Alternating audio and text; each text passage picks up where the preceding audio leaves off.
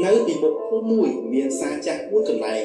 សារនេះមានអាយុកាលជាង50ឆ្នាំមកហើយទោះជាសារនេះមានអាយុកាលចាស់បន្តិចក៏ដោយវាគឺជាទីកន្លែងសម្រាប់ប្រជាជនរស់នៅទីនេះប្រកបរបរចិញ្ចឹមជីវិតរកស៊ីលក់ដូរគ្រប់ពេលវេលា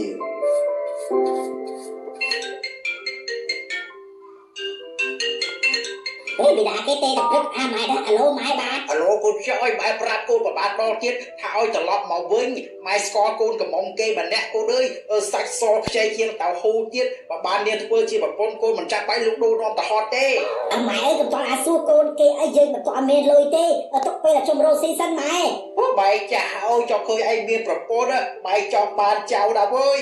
ហើយបានម៉ែនេះគឺជាចយអាយុរបស់គាត់25ឆ្នាំគាត់គឺជាអាជីវករនៅផ្សារលក់សណ្តែកបណ្ដោះហើយគាត់មានម្ដាយចាស់នៅឯផ្ទះតែតែបង្ខំចយឲ្យយកប្រពន្ធបន្តិចភ្លាមនោះមានស្រីស្អាតម្នាក់បានដឹកអីវ៉ាន់មកដល់ក្នុងផ្សារនាងមានឈ្មោះថានួននាងជាកូនកសិករពេលនេះនាងយកស្វាយមកលក់ហើយ